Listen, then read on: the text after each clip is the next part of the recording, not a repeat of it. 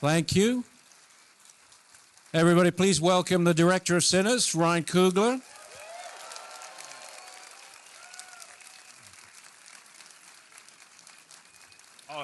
All right. All right. Please don't. Man, thank you, guys. Thank you, guys. Thank you, guys. And thank you, Chris, for taking time out of your open schedule to. It's all good. This is the important thing. Be here. Did you guys enjoy the movie? And how many of you had seen it before? Okay. Repeat business. We like that. And let's talk inspirations for a second. I mean, so when you sat down to write this, you were thinking, if I can just get the great Delroy Lindo to say, I shat myself. That's where this was all going, right? That was a part of it for sure. No, it was definitely like, I knew I was stretching myself to do things that I hadn't done before, tones that I hadn't done before, things that I always appreciated in movies, but I hadn't had a chance to do myself. And I was actually excited about having actors do things that they weren't known for as well. And I think Delroy's brilliant performance was a big part of that. I had never seen him, play a character that was that tortured, but also that funny, which I think the blues is so many things, and his each one of these characters like was conceived as a representation of that. So yeah, it was a little bit of that, a little bit of getting Delroy some laugh out loud moments, And just that clip that you end with, Miles Caton, he'd never picked up a guitar before this film. No. I mean, and did Ludwig teach him? Ludwig Göransson, the composer? A little bit, yeah. Like we casted Miles. He's a musical prodigy. Grew up as a child singer. His mom is a big time gospel singer. Comes from a musical family, but he grew up with playing the piano. And he had just finished high school when we shot this movie, and he was singing background for the artist Her. When Francine Maisler, our casting director, found him, and yeah, he had the guitar in the audition tape. He did a Sam Cooke song, and the lights it was very dimly lit audition tape, famously. So maybe he was trying to hide his fingers a little bit. And then we called him out for his callback, and I had Ludwig attend. Ludwig Göransson is our composer. We share him. He's your composer. I just borrow him. And very generous of you. Thank you. He's amazing, and Ludwig is a guitarist himself. Actually, his father was a Swedish blues guitarist, and that was how he got introduced to the instrument. Crazy enough, I found that out on this movie. I didn't know that. But yeah, Ludwig came to the callback and kind of sat there, and then he kind of came clean about the guitar when he saw Ludwig, but Mike and Ludwig and Francine were all we were all very generous. And he immediately, after getting the part, got hooked up with a guitar teacher in Philadelphia. So he lives in New York City, and he would catch the train 3 times a week to Philly, and basically taught himself how to play slide blues guitar by the time we shot in about 2 months. That's amazing, absolutely incredible. Let's talk genre a little bit, because it's a very effective horror movie, but it's so much more than that, and not in the sense as simple as bandying around about. People talk about defying genre, they talk about elevated horror, things like that. But what I see in the film is I see a lot of influences, I see a lot of love for the horror genre. I see references to The Shining and The Thing. But there's so much more to the film that feels very organic. It doesn't feel like an attempt to try and shift genre or break genre. It feels like an attempt to stand on the shoulders of horror movies that have come before and say something new with it. No, absolutely. I mean, you very good at this, Chris. Too bad you really good at something else, but I think that you're absolutely right. Like blues music was subject to so much judgment, as a lot of things are in African American culture. So what I didn't want to do was judge the genres that I loved coming up. I think it's masterful films in horror, in the horror genre, and not just like the ones that brought up a couple of Kubrick films and Carpenter films, but I just love the stuff, and I wanted to be at home in it and not try to be better than the horror that came before, but really embrace it. And for us, I always look at it's a 24-hour movie, right? In over the course of a day, you can have like moments that feel like you in a romantic comedy. You know what I mean? You can have moments where you feel like you're in a thriller. You can have moments where you feel like you're in a horror movie. You know what I mean? Moments where you feel like you're in a comedy. And I definitely wanted to try to embrace just being true to what was happening. You know what I mean? A film. Why 24 hours? Yeah, I love 24-hour movies. I just love them, man. And I think they really, they just have built-in stakes. In my first film, my first feature film was a 24-hour movie, Fruitvale Station. And I mean, and this for me was in many ways like a return back to that type of filmmaking, but at this scale. That was the last movie I shot on film. I was super 16, and for this, I knew I was jumping in genres and scope, but it did feel nice to come back to that concept. What brought you back to the path of righteousness in terms of film? It was you, Sensei. No, honestly, it was, man. But I've been trying to get back. For I just had enough credits this time, and thankfully was at the right studio. I know Pam and Mike here somewhere. Yeah, I was at the right studio that embraced it. They still got a lot of your old equipment, which was nice, it was just the right timing, I would say. Well, talk about Autumn. I mean, shooting IMAX, shooting everything on large format, 5 perf 65mm, 15 perf IMAX. It's an incredible combination, particularly with those wide lenses.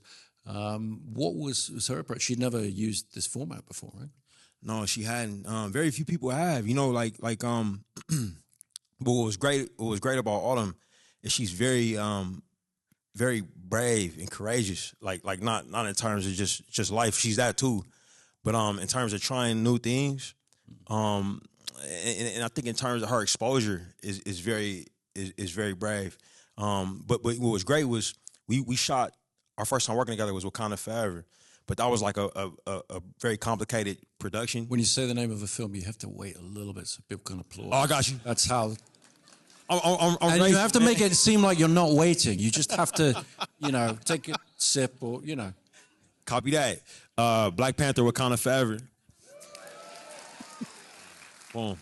See, he always teaching me. You know what I mean? But we worked on that movie. That was our first time working together. But she had come highly recommended from Rachel Morrison, who I worked with on Fruitvale and the first Panther, and that ended up being like 100+ day shoot just because of the size of it, and we had some misfortune, weather and a cast injury. So we, when it came to day count, by the time we wrapped that movie, that was the DP I had worked with the most. Even though we only done one movie together. And so for this one, that was a digital movie. That was on a Sony Venice with Panavision anamorphic lenses, and in between our movies, she shot The Last Showgirl with Gia Coppola, and they shot that on Super 16 on the Arri 416.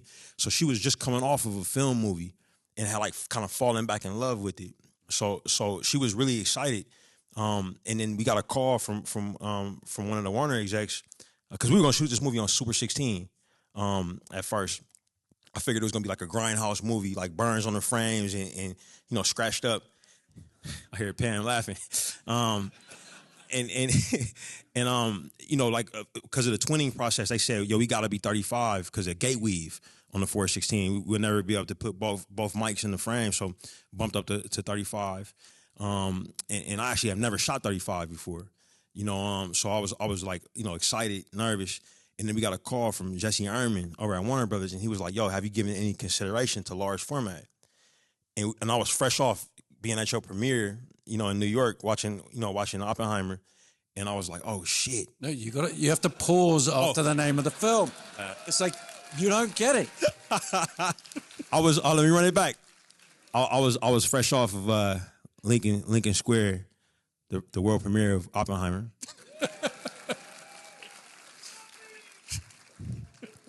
And you know, I just remember being just blown back by those transitions to full 143. And like it was like a movie moment when he said, "Have you thought about large format?" And I just remember just being like, "Oh shit." You know, and I'm like, "Yes." So I hit Autumn up, and we immediately started testing. You know, the first thing we did was we went to PhotoChem and looked at some dailies. You know, and we looked at Ultra Panavision, and 143 full frame. Some of your old dailies too. Looked at the Tenet trailer on film. Looked at Hateful Eight, which was the last thing that be shot with that format and those lenses. And I just fell in love again, like sitting in that screening room in the old BET. I felt like I was something I had been trying to chase since I was in film school. I had access to it again.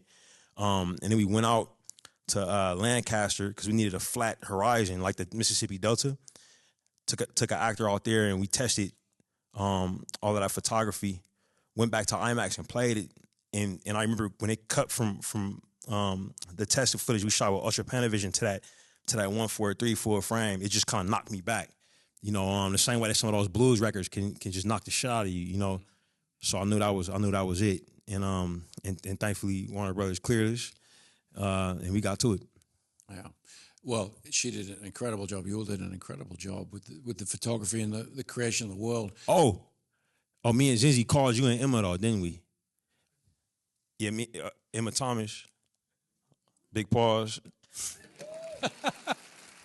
But we got on the phone with you guys and just asked all the large format questions we could ask. And I'm pretty sure we said go with Super 16. Nah, easier. Nah, y'all was like, go for it, man. Y'all gave us a lot of encouragement. Maybe held back a few things. You know what I'm saying? We found out later, but no, it was awesome. Well, talk to us about the world building. Where did you shoot? How did you shoot? Talk about Hannah. Talk about production design. I'm assuming you built the joint, or you know? Yeah, So it's set in the film is set in Clarksdale, Mississippi Delta. Very flat landscape. We shot it in Louisiana for crew and for tax credits, and we shot in all our stage work, which was just really the juke joint build, right, Zins? Just the juke and the stage. So the interior of the juke we built on a stage in the middle of New Orleans, and just about everything else we shot, you know, way outside of the city where we could find those flat horizons, really in a lot of sugar plantations. So we found the exterior juke joint location on a golf course that was like overgrown and abandoned, like alligators had moved in and shit. And Hannah Beekler, our production designer, is from New Orleans. Well, she's actually from Ohio, but she's been living in New Orleans like 20 years. And she would be like, "All right, Ryan, so we out here. Just imagine the juke joint right here, you know, and like it's literally like snakes and like alligators and shit, mosquitoes, you know. And Autumn's out there saying, "No, Hannah, a little bit to the left," because she's looking at the sun. That's gonna give us the most amount of ability to shoot. And in the script I had the baptism scene, so I needed water close by. And I've been working with Hannah since Fruitville, so it's been 13 years. She's incredible with research. And kind of when I was, you know, working on the script, it was like, you know, I knew that I wanted the juke joint to be in a meal, but I didn't know if it would be a sugar meal, you know, a lumber meal, you know, like we didn't know. And she just hit the ground running on the research of Mississippi about where it would be at the time, and then she was like, "Yo, it's for sure a lumber mill." And they would have went out of business in 1920 so and so. You know what I mean? It'd have been abandoned for this much time, and so, you know, she's a true genius. You know, and she was able to build the church as well, and Annie's shack as well, where we find Annie around all those oak trees. You know, we just found those locations, made sure the lighting was right, and then she drew the places up and we built them. You know. Wow, it's beautiful, beautiful work. talk a little bit about your collaboration with Michael B. Jordan. Incredible actor. Amazing performances. Never better than, you saw that pause, right? I did. I'm watching. never better than in this film. I mean, he's incredible, and I don't know whether you and he talked about the way in which actors have tried to portray twins in the past, but you have to go back to Jeremy Irons, Dead Ringers, something like that, to see, and it feels to me like there's something to the idea that he's not playing the differences between the twins. He's playing the similarities. He's playing the internal. Yeah, it's such a beautiful performance. And Mike is such an interesting actor in that he makes really difficult things look easy. Like similar to Miles never playing the guitar. Mike had never boxed before. Didn't know where to start. But in a matter of months, kind of transformed his body, gained 30 pounds of muscle, and confused the audience into thinking he was a real, a natural born talent to box. And for this, all of the work was really internal. And we did talk about that. We had twin consultants on the film, filmmakers named Noah and Logan Miller, that I kind of came up with, and they are completely identical. They go everywhere together for a long time. They share one phone, and that was kind of the what I was after with these two guys, because what I find with Noah and Logan is when you're around them, it's very hard to tell them apart. But when you get them in isolation, you know what I mean, the differences start to come out. And that kind of fascinated me. That's kind of how we came up with these guys and the structure. But you're absolutely right, because a lot of times identical twins that spend that much time together, they are a lot alike. You know what I mean? Like they have subtle differences that kind of become big differences if you know them. You know what I mean? But in truth, they siblings that are as close as siblings could be. In some ways, they're like duplicates of each other. So it was a lot of intricate work he did, man. And I'm so proud of him. Well, and when you see the film again, a lot of people here are seeing it for the second time, multiple times. I watched it again this weekend, and every time you see it, you see more and more the ways he's a different person in each character. And there's a lot of stuff you miss the first time around. Why, in the writing process, and it's a brilliant script, but what drew you to the idea of twins? I mean, they could have just been brothers, they could have been friends. How did you settle on twins? Because obviously you must have known as a director, as you're writing, you're making, your life very difficult. Yeah. But yeah, I mean, I actually have a phobia of doppelgangers. So it's something that I always like Jordan Peele's movie Us was like a very difficult watch for me. But I also have a lot of identical twins in my life. Like my mom has older sisters that are identical, Merlin and Curlin, and I'm totally fine with identical twins as long as I know you just don't want your own. Exactly. And so it was and the thing was with this movie when I was kind of studying the Delta blues, the blues kind of exists in a twin relationship with the church, those the idea of the juke joint in the church, they kind of like identical twins, so to speak. Like one is dealing with the carnal, the other one is dealing with the spiritual. But truly, blues musicians will tell you that the blues is dealing with spiritual and carnal. You know what I mean? Yeah. Whereas the church is maybe like keeping the carnal out. But I think that the attitude towards sensuality of the film is very important. We talked a little bit about horror movies and your respect for horror movies, but one of the really striking things about this film is it inverts all of those tropes in a very fundamental way, particularly when it comes to sexuality, because horror movies traditionally, characters are punished for their sexuality almost by rote. Yeah. Particularly the horror movies I grew up with in the 70s and 80s. Yeah. That was very much a feature of this kind of moralistic underpinnings of them. And in this film, sin itself never seemed so wholesome and virtuous. Like there's something really worthy and wonderful about all the sinning that goes on. And it feels like that must have been, to some extent, a conscious inversion on your part. Absolutely. Yeah. No doubt about it, man. Like I was trying to capture like I mean, the blues is really it's an affirmation of humanity from a people who were denied it systemically, if that makes sense. And it dealt with all of us. You know what I mean? Like it dealt with the clean and the dirty. You know what I mean? And that idea of judgment was something that I was thinking a lot about. Specifically when I would research the lives of these great musicians, and I would find out that a lot of them, like Miles, came from families that were church families, you know, and they were judged for their lifestyle, judged for the music that they made, judged for who they hung out with, and that concept of judgment. Even though I didn't have a title for sinners, you know what I mean, it was always there, and I wanted to subvert it. I also just wanted to make a sexy movie, you know what I mean? Like I hadn't had that opportunity, and I was really excited about that. And you can't make a movie about the blues and not be sexy, you know. Or vampires. Vampires pretty sexy too. Yeah. I mean, yeah, but it's all very much within the context of like the humanism in the film and the basic sympathy. Yes. For these characters. There's nothing misanthropic in this film, which is very unusual for a horror film. That's why it's not a horror film. It's just a great movie. Oh, thank you, Chris. The thing about that is that's so striking to me is the further inversion of tropes. Because I was always I'm a big fan of Alan Parker's Angel Heart. Oh, I love it. Great film. Yeah. But I watched it on your secondhand recommendation. Oh, okay. Because you showed it to Ludwig and Serena.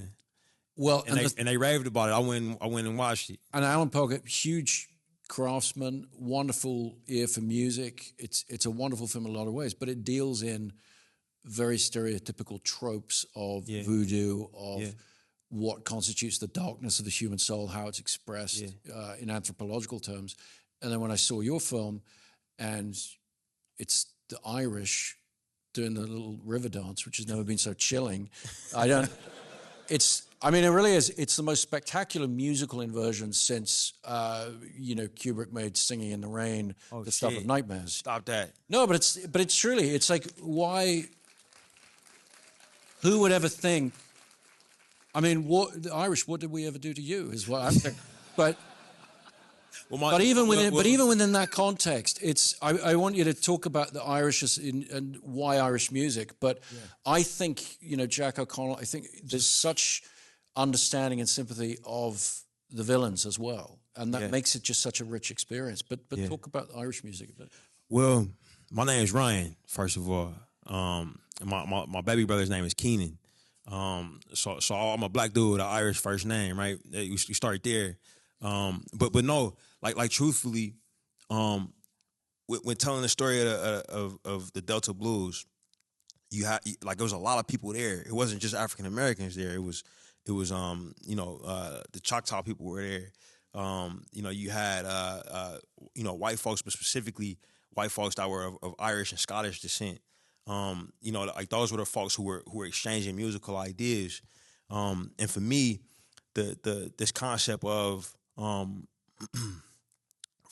being forcibly displaced, kind of having your culture demonized, working on land that you don't own, like all of these concepts, they're not unique to any particular part of the world, and there was a reason that Irish folks and black folks were exchanging ideas musically, and so for me, it was very clear that the character who would be the antagonist in the film had to have a complex understanding of this dynamic, and know that it was happening. Versions of it was happening, in other parts of the world, and a version of it had happened to him at one point. So that he could kind of speak to a deal with some level of sincerity, some level of truth, if that makes sense. And I do think that any music that nursed people through oppression, I think it has like a similarities that you feel, when you hear it. So I was always drawn to Irish folk music.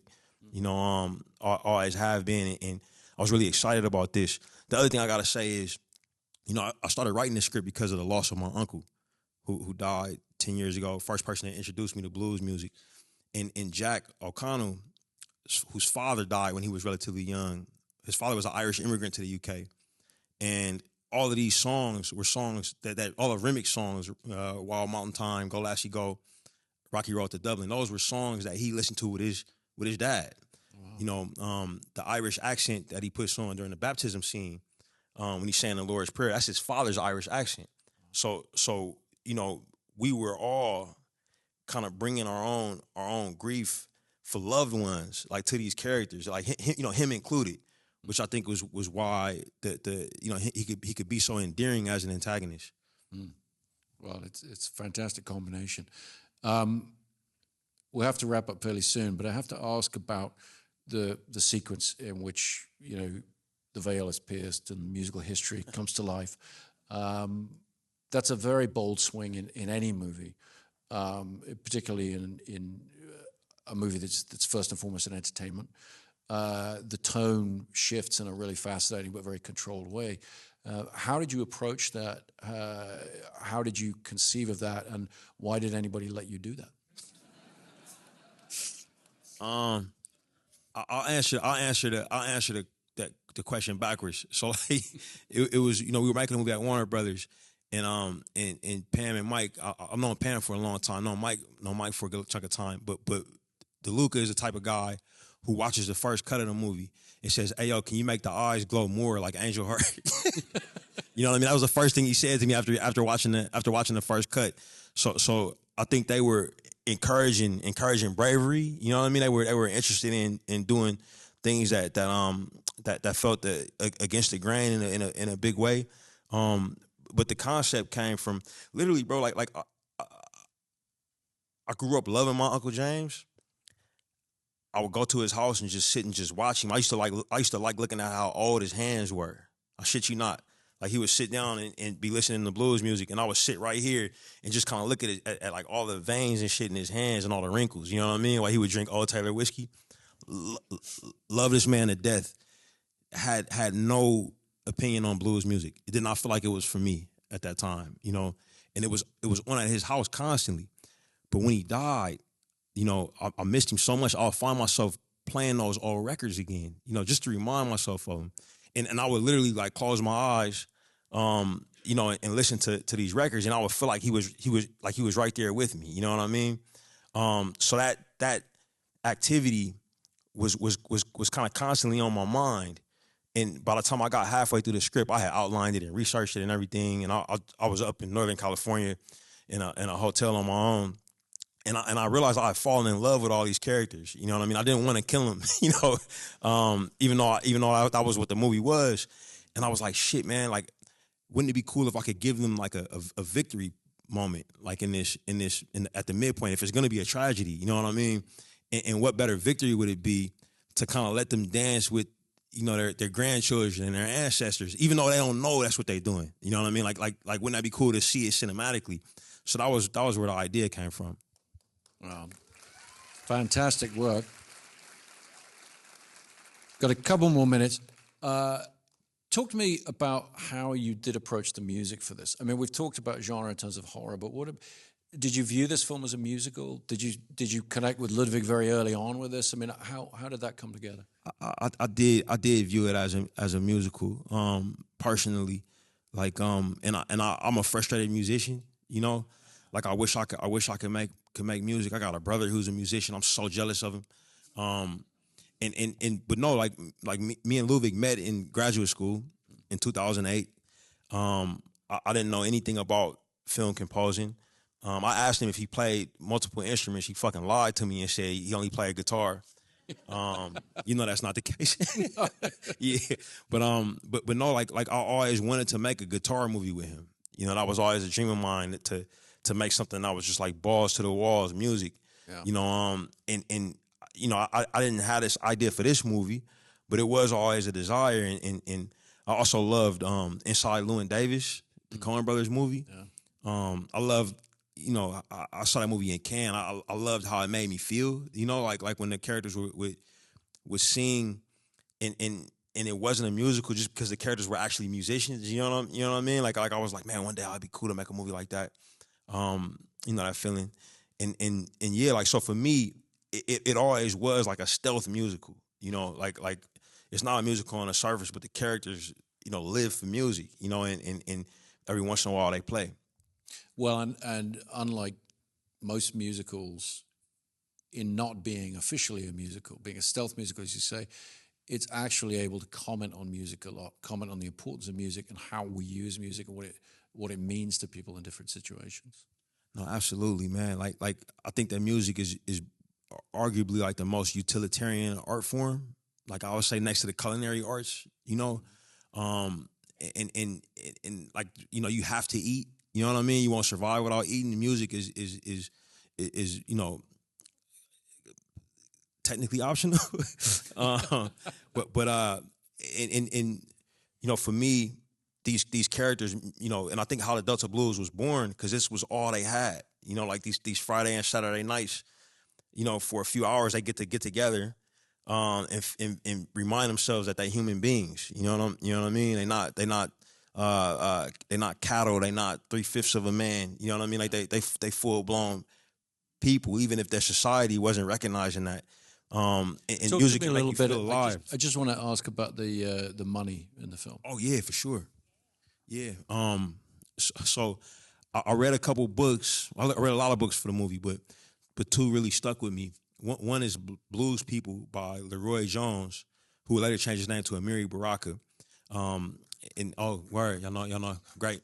The other one is Deep Blues by a journalist named Robert Palmer, and both of them talk about like the economy of sharecropping, you know, and how these plantations were you know, basically they own countries. You know, that's how much they dominated everybody's lives, and some of them were so massive and powerful that they were printing their own currency. You know, especially at this time during the Depression, and that's where you get Charlie Patton. You know, they say he kind of invented what would become the Delta Blues on Dockery Plantation, and the Dockery Plantation is one of the most proliferated currencies that you'll find in the museums down there. You know, and we actually had a chance to visit Dockery with Ludwig and his dad. You know, it was his dad's lifelong dream to go on the blues trail. And it was crazy to be there at what was a slave plantation. You know, with these two Swedes, you know, who dedicated their lives to the art form of music. You know what I mean? Yeah. You know, Ludwig, you know, his wife Serena, who was our executive music producer, they live for music. You know what I mean? And to be there with them, I really recognize like the power of what these people were able to create. Like it changed, you know, it literally changed popular culture globally. You know, and that is, you know, that is, you can't tell that story, you know, without telling the story of the economy. You know what I mean? That you know, kept these people in a type of bondage. Well, and I mean, speaking of the power of culture and pop culture, I think the movie is incredible. I think the things you're talking about are things that, had you made a documentary, a few 100,000 people might have come to it. There's so many things in this film I didn't know that I found just from watching your art and what you've brought to it. So I thank you for that. And thank you for being here to talk to all of us. Thank you, Chris. Thank you so much.